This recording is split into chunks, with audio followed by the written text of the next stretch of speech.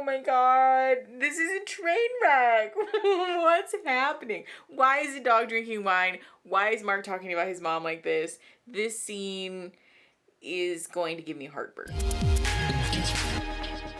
Okay, hello everybody. Thanks for coming back if you've been here before, or if you're new, hi, my name is Mickey, I'm a therapist, and we talk about therapy things on this channel. This is episode 2 of Therapist Reacts to Love is Blind. We did a recap episode covering episodes 1 through 5. We did a recap episode covering episodes 1 through 4 of the series. This episode is going to be covering episodes 5 through 10 of the Netflix series. So if you haven't seen those, go watch that. But like I mentioned in the first one, we're also keeping up the original Therapist Reacts episodes that I did like a long time ago. Because I accidentally said some very inappropriate and upsetting things about asexual people. And so there is the pinned comment and all of the apologies and like emotional labor in the comments of that video. And so I want to keep that up for accountability reasons, but also because it just seemed like, you know, why not? We'll just leave up the other episodes since they're there in case you guys want some more context. Just really quick, I said it in the last video, but just for accountability and like transparency's sake, in the original Therapist Reacts episode, I said that the show wouldn't be a good fit, or like asexual people didn't need to be on the show, which is like super wrong, but also really hateful. That's not true. Asexual people could totally have been included in this show, and actually probably should have been included in this show. This show doesn't do a great job with inclusivity, so we'll talk about that later, but that's what the original issue or like inappropriate comment was that I made. This is all new stuff. We haven't reacted to this before, but we decided to revisit it because I saw that you guys really were requesting that I do that, and I thought it would be interesting to come back and kind of see how my opinion has changed, because clearly I've done a lot of learning. Thank you guys again for educating me. So we're gonna watch episodes 5 through 10, and then we will also have the reunion episode up where we're reacting to all of the batshitness that happens in that. So here we go. All right, here we go. My first impression of Barnett, he's very deeply troubled. He's very mixed up. He's confused. I see it all over his face. Days ago, I was having conversations with him about being his wife, and he said things to me that I've never had said to me in my whole life. I care about him deeply. I would be lying if I was to say I didn't. Oh, Jessica. This is actually something that I wanted to address, because in the original episodes I was real hard on Jessica, and now that I watch this footage again, I feel like it's really inappropriate that the producers were really just like pumping alcohol into these people and then filming them. That feels inappropriate. It feels exploitative to me that we're putting people in the middle of this very emotionally vulnerable time, and then also giving them a bunch of alcohol where people want to say things, you know, that are maybe not something we would admit sober, and then filming it for all of the world to see and preserving it for posterity. That seems exploitative and kind of mean. And I think it's important to talk about that, because while I don't agree with a lot of Jessica's behavior, I think a lot of it is informed by like a combination of insecurity, emotional vulnerability, and alcohol. So, you know. How'd you feel about Amber and Barnett? I think Emma and Barnett, it's interesting because we're in this whole thing, right? To connect with somebody for their soul. Mm-hmm. And I think they connect for other reasons. Amber was ready to tell everybody that she and Barnett had like slept together multiple times. This for me is way more than that. I don't want to do that because I feel like giving over your entire physical self can happen with anyone. I can't go back to the real world of like, let me just give you my body because we had a moment, like whatever it was. Like, Babe. I actually, like, everything is so different. Yeah, God, poor Jessica, honestly. I kind of feel bad for her now. I also wanted to talk about that because I think that that's inaccurate. We talked about this in the Paul and Morgan video that I will put in the card, but I think I've been pointing to this side and I'm pretty sure it's on that side. Whatever, it doesn't matter. But the idea that you have to withhold physical intimacy in order to develop emotional intimacy and security in a relationship is not necessarily true. There are a variety of ways to go about developing a healthy, happy, secure relationship and attachment to someone. And I really disagree with this rhetoric that the right way to do it is to withhold physical intimacy or to like not do it too soon. That might work for some people, but it might not work for other people. And so really, I think the key is just in honoring what feels authentic and important for you. And sexual chemistry is like very much a thing. You know, it's important that we feel sexually attracted to our partner if that's something that is a value or a need for you. And so if that's important to you and something you want to explore with your partner, please don't feel like you have to do it a particular way in order to be healthy. That's not necessarily true. I said I love being out here away from everything, and then you like dug way too deep into it. What do you mean? I'm just asking you questions. I know, and I answered. I said I was just enjoying living in the moment, being out here. I feel like you're just evading the question. Back in the pod, we were really open to being vulnerable. But now, it's not the same. I can't make him open up. What are you escaping from? Reality. Okay, why? Because I'm here and I'm enjoying this. When you go on vacation, that's to escape your everyday routines. Okay, well, you're not understanding what I'm trying to tell you, so. Well, you're not saying it. Yes, I am. Let's say it. I am telling you, you're just... Okay, see, again, this is where we could have like taken a break to regulate our emotions because now we're arguing. I think I'm inclined to agree with Gianina here. This seems very defensive and deflective, but the reason I wanted to talk about this is because I think this is a good example of what healthy communication is not. And also I think, again, highlights part of the issue with this show, which is that the intimacy and the emotional connection is developed in such a way that we're able to kind of avoid a sense of vulnerability. It's a lot easier to be honest with somebody when you're not looking into their eyes. Like, eye contact is a very intimate thing for a lot of people, and being like physically in the same space as another person can also cause us to feel insecure and uncomfortable. So just because they had this strong connection in the pods doesn't necessarily mean that their relationship is on solid footing or like a healthy foundation, because again, I think it's a lot easier to be emotionally vulnerable and intimate with someone when there's not really any consequences. You know what I mean? Like, you get to just run away out of your pod at the end of the date. There's not someone there who's like looking at you or wanting to continue to have a conversation with you. It's like time limited. There's like removal of some senses. It's just like it's an issue. I think it's an issue. Not listening to me. I said I'm enjoying being here with you and enjoying the moment, and you started going down this whole road of What overthinking whole everything. road? I'm not overthinking. I'm just asking you a question. And if that means that I'm I've overthinking answered it... every question. Okay. So what did I not answer? What did I not answer? Nothing. Yep. See, again, I think this is an example of Damian being kind of a shithead, because he talks later about how he is trying to avoid the reality that he might be in trouble for his job or something when he gets home. And so Gianina was right, and he's like just kind of gaslighting her right now by being like, I don't know what you're talking about. You're reading too far into it. And again, I think this highlights the issue with developing intimacy in a consequence-free environment. Damian knows everything about me. I communicate. That's how I build a healthy relationship. Oh my God. You know, one of the things that we're gonna have to battle once we leave here is, you know, the fact that we're an interracial couple. We are. Who thought? But I mean, I know that you've had experience in interracial relationships before. Right. Have you ever been in public and someone said something Oh, yeah. rude to you or to Definitely. her? I was crossing the street one time with her, and someone yelled out, "You should be with a black man," to her.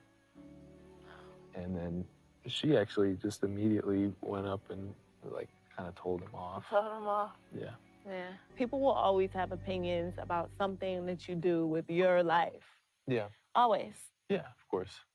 So it's my life to live. And I'll just have to take whatever comes with that. Yeah. And if I have to make some people uncomfortable in the process, so be it. I mean, people should just be with who they love. It's really simple. We're locked. I think this is again, a nice example of why Cameron and Lauren are probably the healthiest couple on this show, because they had a conversation about something that's probably a very uncomfortable topic for both of them, but they navigated it with some grace. And granted, it wasn't the most in-depth conversation. It's not like they really hashed out all the details, but I think it's important to talk about that, and it's helpful or encouraging, I guess, that they had that conversation on camera, because it seems like if they're comfortable enough to talk about that on camera, they're hopefully having conversations about it off camera in more detail. Yeah, again, I think it's nice to see somebody actually talking about real stuff and not just like shooting the shit on this show, because there's a lot of that. That's a lot of what we cut out. Like, we see a lot of things on the same page. We can read each other in a lot of the same areas, but it's hard for me to want to get into like deep conversations in the middle of something. And for you, that's easier. But me, I'm not used to that. I feel like you're putting me down because you're telling me, I'll give you time, I'll give you space, I'm not gonna dig. And then you dig, push, and then stomp off. I'm not this person that wants to take you out of your happy bubble. Once you said, I want to escape from reality, there's a reason why you said that. And I'm not trying to get something out of you. I'm just trying to understand you. You're closing something. And I feel it. And I can't ignore it. And that's why I push. But then you come at me and you're like, you're dramatic. And that's not fair. Because you knew what you were getting yourself into when you were talking to me in the pod. I didn't process all that when we were talking on the boat. I didn't process that there's a reason that, you know, she is asking these questions. It's not just because she's digging or she's trying to upset me. It's because she cares. I'm physically attracted to Barnett. Hold on. That was the most confusing thing I've ever heard anyone say.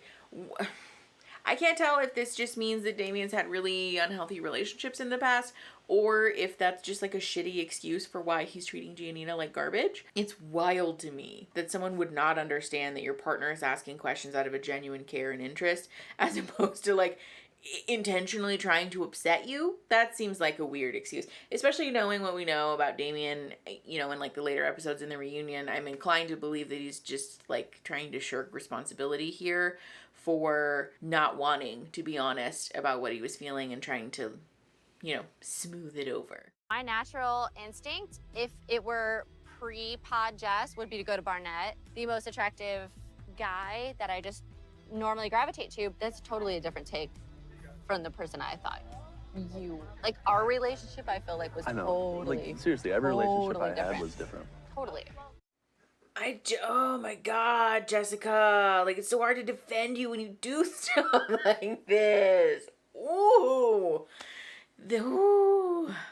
Again, I think that this show is problematic for a number of reasons, but this is...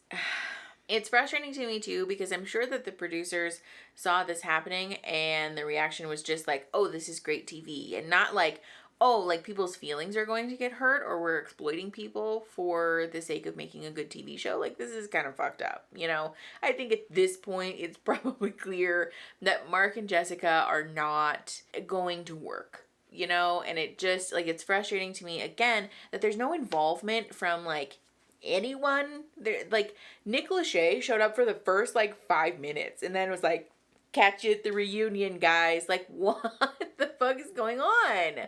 I wish that they had like regular check-ins with like, I don't know, somebody, or like give them a book about community. I don't know, anything, like any kind of intervention to help them navigate this issue. And also maybe like spend a little bit fucking less time together. Like, God, there's so many things. But like we did have a connection, and it was a strong connection. Yeah. I mean, I got really emotionally invested in that, and then I feel like you did too. I mean, I'm happy, so. Yeah. If Barnett and I continued our relationship outside of the pod, you would see a totally different Barnett, an introspective Barnett, a sophisticated, you know, holding himself high Barnett. It would be complete opposite of what you see with him and Amber. But it's interesting. She's really trying to say that Amber's like making him a bad person. Again, I think this is such a good example of what happens when somebody is like lost in this environment that's like, I would imagine this is a head trip, you know, to be in this very insular situation in which you're not able to contact anyone or talk through how you're feeling with the normal people that you would talk through those things with. You're just kind of like stuck in this weird bubble of like pairing people up and doing this sort of shoehorning of romance thing. I don't think this is healthy for anybody involved. And again, I think Lauren and Cameron are probably the healthiest couple on this show, but even them, like, I hope that they went to some kind of couples counseling or like something, because it just seems like this would fuck with your brain to be here. To see that he chose something completely opposite of kind of what we had going. Oh God. So how's March? I mean, we're struggling for sure. Really? Mm-hmm. So, God. Okay, no. So this is something that's helpful to address in a relationship when we're talking about conflict or like progress that needs to be made. Disclosing those things to like any Tom, Dick, or Harry that will listen is maybe not the healthiest bet. I'm not a person who agrees with this advice of like, don't talk about your problems with anybody but your partner, because I think that that's toxic and like breeding grounds for abuse and like all different kinds of terrible things. But I do think that there is some wisdom in learning how to discern like time, place, and person for sharing about your struggles with your partner, because who you share that with is like important, you know, because you're kind of like character assassinating your partner in a way when you do that, because they don't have the opportunity to defend themselves. And so for Jessica to be doing that with somebody that she's romantically or like at least sexually interested in is so fucking inappropriate. It's such a breach of trust. Oh, like it's not right. It's not okay. It's a hurtful thing to do. It's not fair. It's all of the things. Like I would highly discourage anybody from doing that, because it's just not, it's not helpful. It's not going to get you anywhere good, clearly. And there's my student debt from where I never graduated college. How much are we talking about? About 20 grand. Honestly, in terms of student debt, that's not that bad. Like, that's kind of surprising. I mean, 20 grand's a lot, don't get me wrong.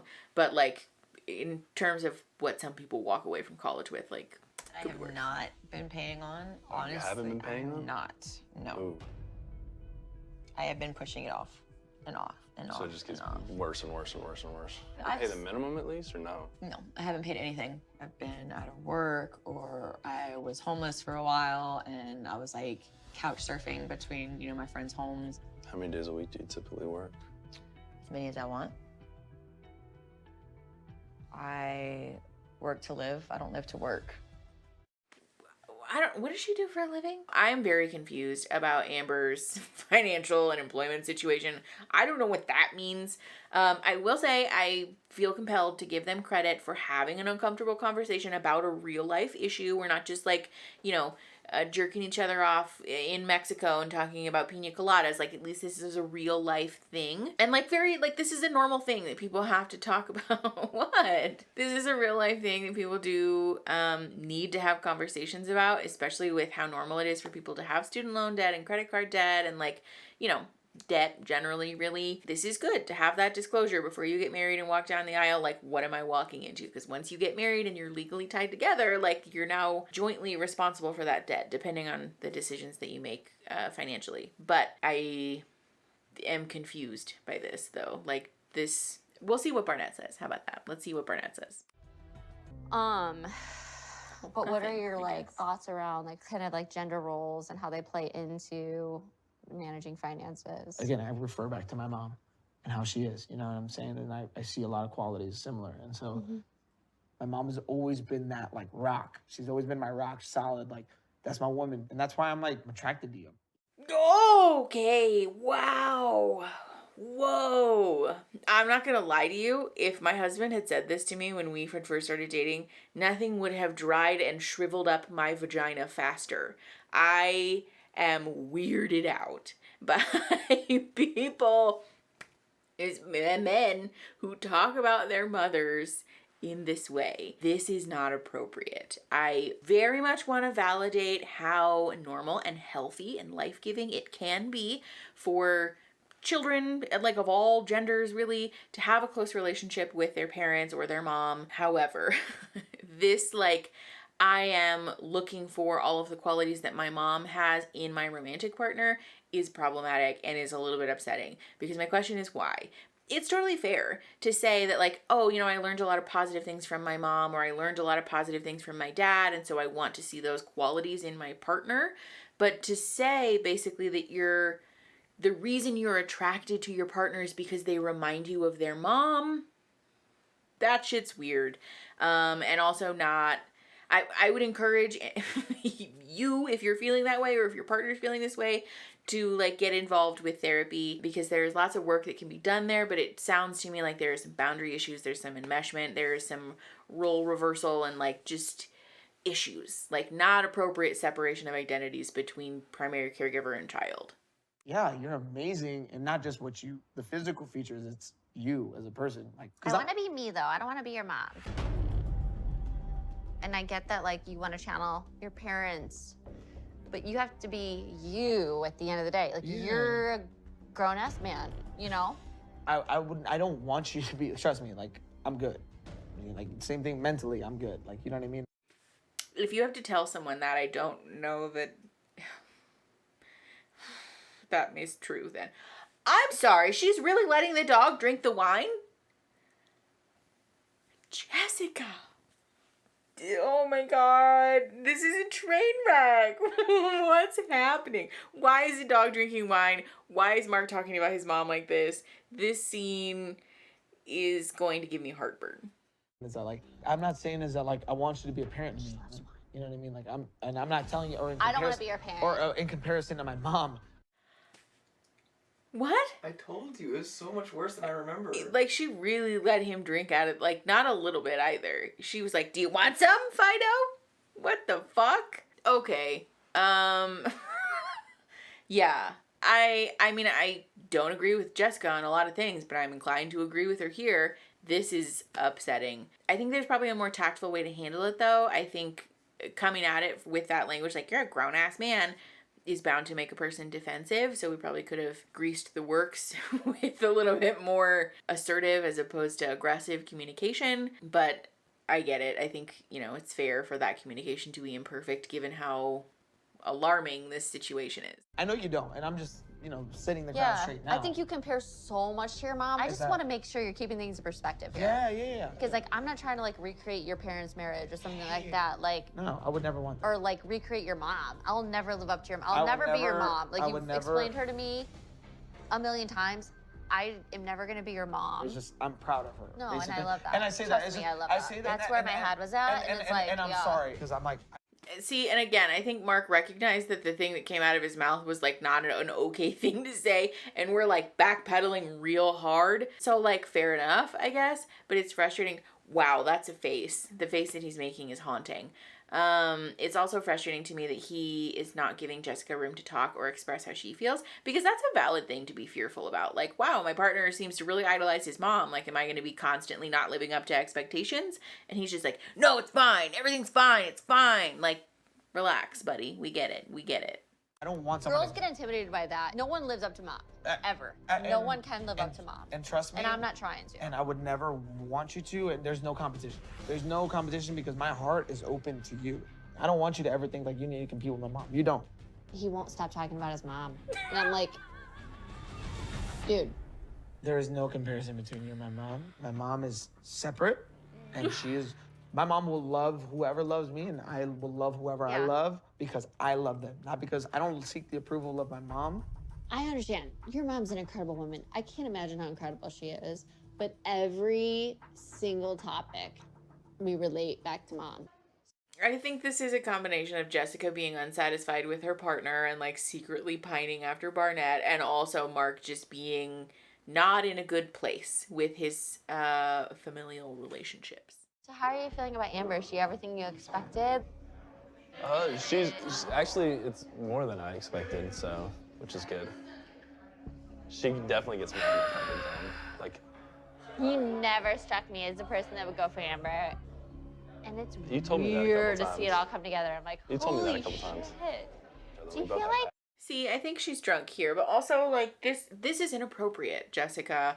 Again, I think this is a shining example of what happens when a person who feels more strongly about the idea of being partnered generally than they do about being partnered to a specific person ends up in a situation in which they're unfulfilled by their partner, because she's, like, out here, like, trying to poke holes in Amber and Barnett's relationship. And don't get me wrong, I don't like Amber and Barnett's relationship. I don't think that they are by any means an example of what people should be striving for in their relationships. But, like, they seem happy enough, so leave it alone. It's none of your business. Certainly it's none of Jessica's business while she's supposed to be partnered with someone else.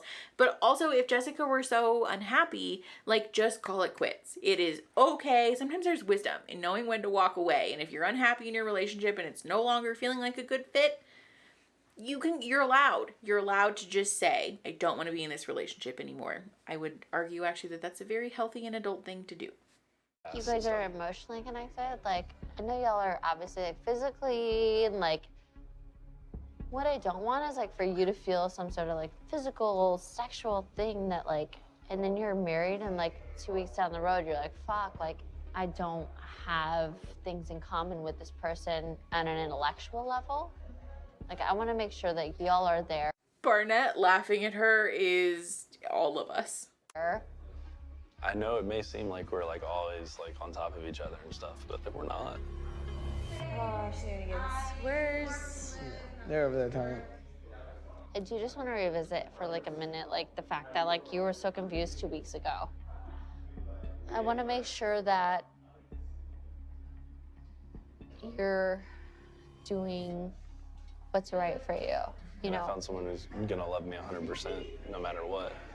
I think so too. Her whole life is you. That's it. Her whole life is you. I know. You deserve it. She's like really trying to throw shade at Amber right now. And again, I agree. I don't think that Amber and Barnett's relationship is necessarily the healthiest, but it's, even if Amber and Barnett broke up, I don't think he's going to go running after Jessica. You know, like, ooh, girl, just leave it alone. You do. Hey, nothing will ever break the bond we made. I know. Literally. We got a friendship. We do, and honestly, like, I want the best for you. So, like, if anything ever comes up, you reach out to me. Yeah. Jessica probably had a little too much fun. I never felt like there was anything I had to worry about with my fiance, but if I felt like she stepped over the line one more time, I would break her face. I adore you. That's not a healthy way to deal with conflict or insecurity. Because again, this is something that Amber does repeatedly. This like posturing of like, I am not concerned at all about my fiance or my husband, but if you get up in his face, I'm gonna beat your ass. Like, chill out, Amber. Because if you were really as secure in your relationship as you say you are, it shouldn't bother you to have someone who is clearly not of sound mind, who's clearly not in a good emotional place, trying to hit on your husband. You know what I mean? And like, I can understand why that's hurtful or frustrating. Sure, you're allowed to feel how you feel about that. And I think people will land in all different places with like the jealousy in relationships thing. But oftentimes if you're struggling with such an intense jealousy over your partner even having a conversation with someone that could be like a threat to your relationship, I would encourage you to do some reflection about what's happening for you on the inside, on an emotional level. That's probably more a reflection of you and your stuff than it is of your partner and their stuff. Because again, healthy, happy, secure relationships in which we have secure attachments, usually that type of emotion isn't as volatile as Amber presents it. Bless her heart. Why keep looking at me? Go ahead. I mean, yeah, we've had some difficulties, just like adjusting. More so me, because I'm used to being alone. I can see that. Yeah. Lauren's like a roadblock. Well, She's like, fuck you, Damian. I can see that. You being a lonely, bitter hag. no, I just like. What is wrong with you? Damian, what? I mean, I will say I didn't take it that way, but I wonder if Damian was maybe more passive aggressive in person in their like one-on-one interactions than they portrayed him on camera, because it seems like nobody likes Damian. I try to put a smile on people's faces, and sometimes saying awkward, unconventional things. Yeah. That brings out the best in people. It does. That's something that a manipulator says. If anyone ever comes at you with that line, that I like to say awkward and uncomfortable things just to see what'll happen because I'm a quirky guy. No. That's an excuse for a person to say, I'm going to say things that are hurtful to you and be like, whoa, it's just a joke, buddy. It's just me. I'm just a quirky guy. And like, no. I don't care how quirky or zany you are as a person, we should all be willing to respect boundaries and be willing to like read the room, you know? And I think it's clear when someone's uncomfortable. For most people anyways, for a lot of people, it is something we're able to do to read if someone is uncomfortable or clearly hurt by something that we've said. And it's important that we respect those boundaries. So like, that's not, no. And I'm not afraid to do that. It's great. Yeah. Is that sarcastic? You mean that? No, I totally mean that. Positive. Stop putting her on the spot. I know, like, very awkward. That wasn't awkward. That was aggressive.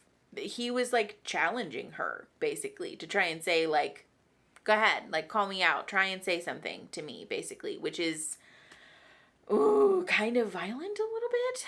Like it's aggressive. It's an aggressive way to communicate with someone and it's inappropriate. I'm not lying when I say that I'm still trying to read you. The problem is you're reading into things too much. I am, but I feel like I don't have a choice, and it's really bothering me. When I feel things like we're being awkward and like, I didn't like that.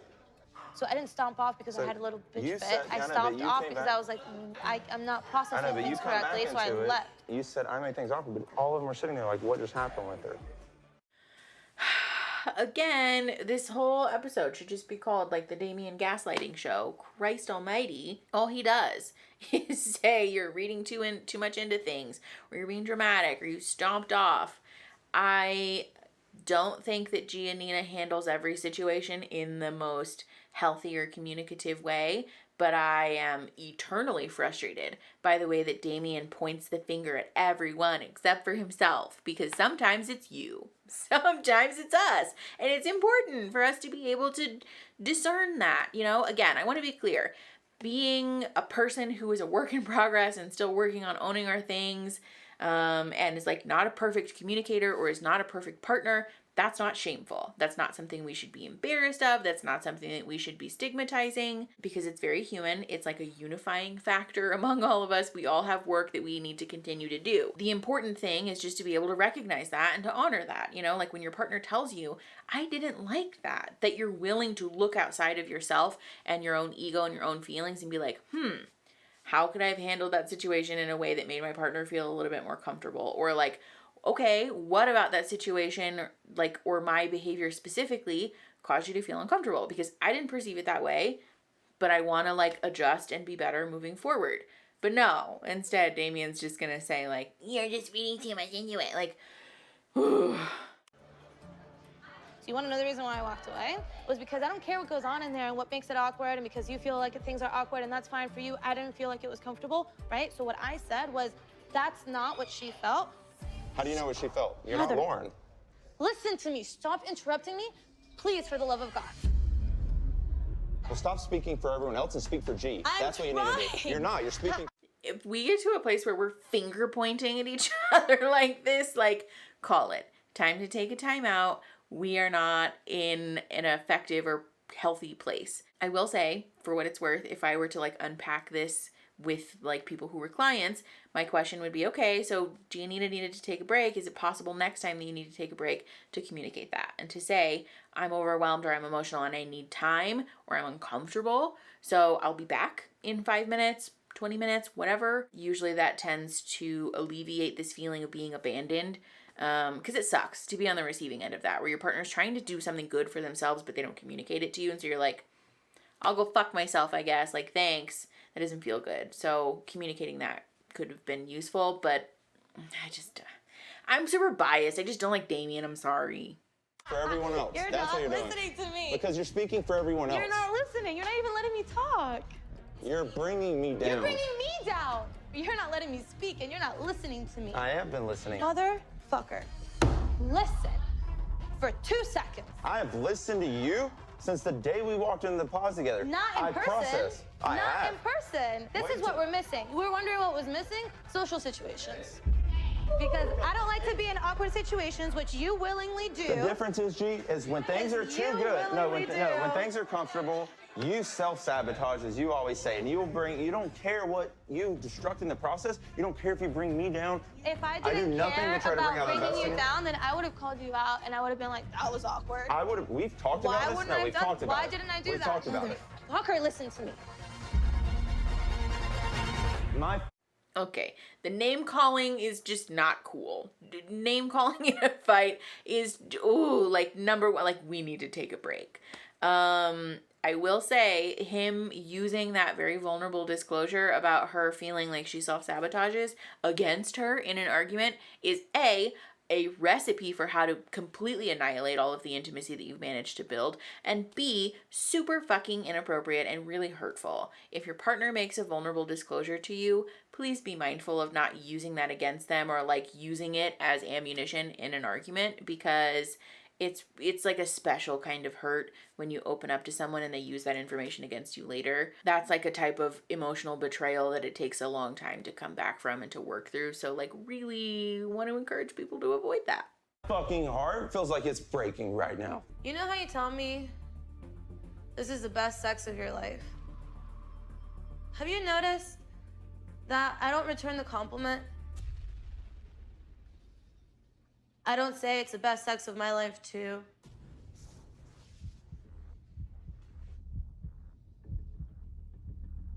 I said that one time, and you said, wow, that was amazing. That was great. Okay, so this should be in the dictionary next to fragile masculinity. Fucking yikes. Having conversations about sex and intimacy is a really important part of a relationship if you are a person who wants to be sexual or sexually intimate. And it's hard. It's uncomfortable to hear that you've been doing something that your partner doesn't like. Like, I'll give him that. It's not a conversation that I think people are used to having. And especially in heterosexual relationships, there's not a lot of communication. I think because the representation of heterosexual relationships is so prominent, people just assume that it's like a pretty cut and dry situation, and sometimes it's not. So fair enough. But again, this is an example of Damian can't confront his own things. I think, again, while it's hurtful and it's painful to hear those things, this could have been an opportunity to say I've never noticed that. Why is that? Or do you want to talk about that? But we didn't do that. Instead, he's like, well, that one time you said I was really good about it though. So I couldn't be that bad. Clearly it's not me. That was really good. It's great, but it's not fucking mind-blowing. And thing that states differently is I've never initiated with you. You've always initiated it with me. He really is out here trying to say, you can't fire me, I quit. I don't agree with what Gianina's about to do, because she looks like she's about to pop off, but I can't say that I would react much differently, because she's trying to voice dissatisfaction in the relationship with, I would assume, the sexual part of the relationship, and instead of honoring that, okay, maybe I should, be open to hearing my partner's feedback, Damian is like, no, you know what? I know that actually what you're feeling is not true, and I'm going to tell you how you feel because I have a penis. Damian, no. I also want to highlight here the power imbalance, because this is not an uncommon issue for heterosexual couples to have, where the female partner is particularly uncomfortable with voicing feedback in sex because there's a lot of historical and societal violence that men perpetrate against women in a sexual way. So having this conversation can actually feel very scary for women. And it's super disappointing that he used this as an opportunity to gaslight his partner and be an asshole instead of, again, making the choice to behave in a way that would further the connection and the intimacy. That's the problem. Thank you so much. Why? Why don't you initiate it? Why don't you seduce me? Even though I jump on you every freaking second, why don't you just look at me and take it? I don't understand it. Why can't you just seduce me? It's because you connect and disconnect with me so bad that to you it's sex. To me it's not. No, to me it's not just sex. If it was just sex, then I would have sex with everyone. I don't. I chose you. Yeah, but the difference is you say, hey, I don't love with you anymore. I don't feel it with you. Hey, let's have sex. Hey, we just had a massive fight in front of all of our friends. Fuck this, fuck me. And that's what it always is. It's always after we have an argument, aggressive discussion. I mean, it can't Because then we make up. You're saying that I like to have like angry sex. No, I'm not saying that. What I'm saying is you put on an emotional roller coaster, and that's why I don't initiate it. When those This, I think, this is frustrating for me to watch because, again, if this were like in a like client interaction, I would never let the conversation get this derailed. But this is a good example of what happens in a conversation where instead of listening to understand, we're listening to respond. Because basically Damian is looking for any way that he can get out of this situation being right, instead of honoring that his partner is trying to tell him something. And so we're just like going, and Gianina's doing that too. So we're just like going back and forth and back and forth, and like we're doing this again and we're getting nowhere. things happen consecutively and you make it a consistent change all the time with your attitude and personality, I don't know when you're up or down. You know where passion comes from me and where strong love comes from me and great sex is when we can have a good fucking day, G. You don't have to take a great moment and crush it with something because you feel like it's going too good. Again, we use the emotional disclosure against her, but also I'm not convinced that their relationship dissatisfaction is only resting on Gianina's shoulders. It is super frustrating to see one partner just like continuing to push all of the blame on Gianina. It's manipulative and like a little bit abusive and just inappropriate. I know I was 100% about you at one point, but like I was Amber. And then the other day, I guess whenever my birthday, like when we were talking, I guess it felt like, you know, you had regrets about us, maybe. We were talking. Really? Yeah. That's what it's felt like. Not to you. Huh? Not to you. I wasn't sure. Really? I wasn't sure. Regrets you know? about you? Maybe, and I think that pisses Amber off a little too. Really? Yeah. What? I'm mortified. How could he think I like him? Now she thinks I like him. This is very awkward. Oh. Jessica, girl. Oh. This actually is, I think, probably the start of the dynamic that Amber and Barnett have, where Amber feels something, Amber wants something said, but I guess isn't going to say it herself. And so she pushes Barnett forward to be like, you say it, like you go talk to her. And like, not a great example of conflict resolution, but also like, whatever, we'll talk about it in a minute. Oh, for sure. From her perspective, that's what she saw. So, I mean, I didn't know how to take it, so it's okay, it's okay. It was a weird night. Sorry if it was, okay. Sorry if it came across weird. Love's not supposed to be. Terrible, like a very unsuccessful conversation. But again, I think if Amber felt so strongly about it, it would have been healthier for Amber to just have the conversation with Jessica. I don't know that conversation would have gone well anyways, because Amber probably would have come at the gate swinging, and like, that's not helpful. But but still, it's not healthy to use your partner as a puppet to voice the things that you want to voice. It just is not a good dynamic to set up. Easy, but you're not making this easy. And if you care about me in the littlest bit, you will try. Because I'm trying, G. I'm trying. And I'm so sorry. As much as you're sorry, I'm sorry too. Because I haven't been true to myself. I've become submissive because I'm scared I'm going to upset you to where I'm going to lose you. And I'm going to change that. I don't want you to be afraid to tell me, like, I don't agree with this. Okay, well, another pet peeve of mine real quick, is you saying GD all the time. I hate that. And I haven't stood up to it because I was trying to let you be you. Oh my God. Even if I say, oh my God, is that still a thing? That doesn't bother me. Really? And I don't like say it to you because I'm like... Wait, if she says what? GD. Goddamn. But does she say the letters GD because of the word God? Yeah, goddamn. Like it's like. Are you not familiar with? Are religious people really upset by that? Yeah, some are. That's shocking to me, but okay. This situation is. He said, "Great. Since you're open to hearing my feedback, here's all of it." But like this. Again, I think Damian is like a master at taking a conflict and turning it into, and this is how it's all your fault. Actually, I haven't been true to myself because I've become submissive. Because I'm afraid to upset you because you're such a loose cannon. Like, that's the implication, is like Gianina is so unstable that Damian has been like, and like, no, actually, maybe you're just a bad communicator, Damian. Or maybe we're just looking for reasons to make Gianina like the identified patient. I think is probably the more likely outcome. Trying to like not add another thing to our problems. But while we're getting everything out, Yeah, tell me everything.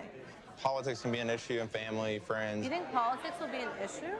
You are very opinionated. If I'm asked questions No, about I understand it. that, yeah.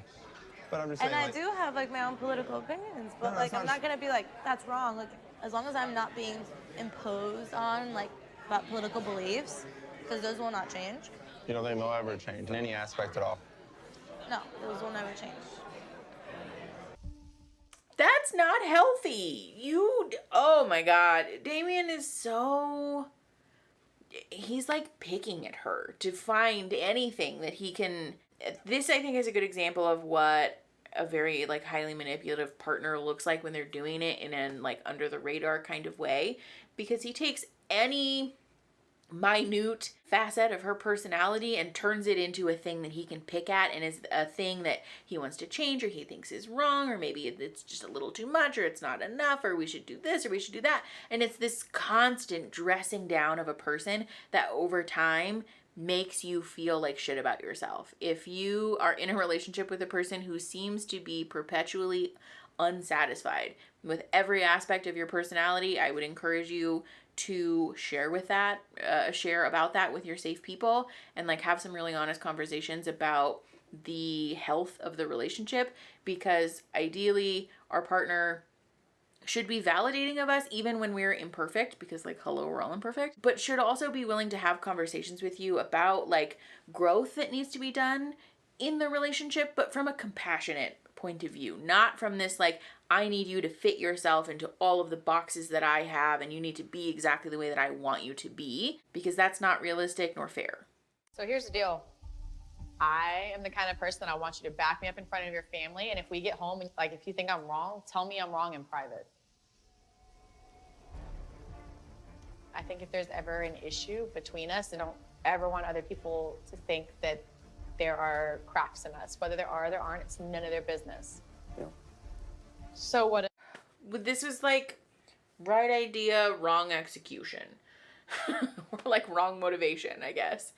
Again, we talked about this earlier. I think it's healthy to have like the boundary in a relationship that conversations about areas for improvement happen behind closed doors or happen in private. It's not really fair, and it doesn't feel good to have your partner critique you or criticize you in front of family and friends and like in a public setting. That feels bad, you know? So having that boundary is fair.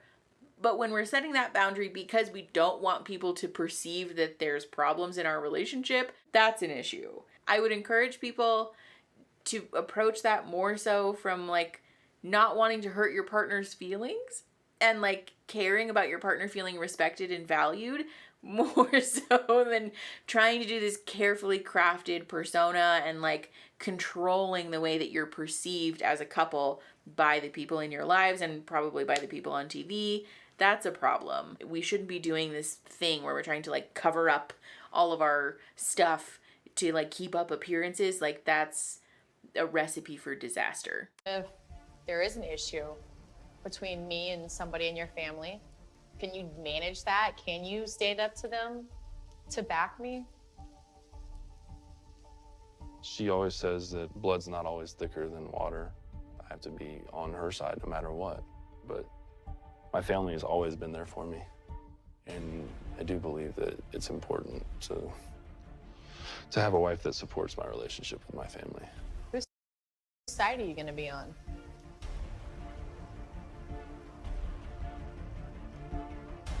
I don't know. I'm out of here.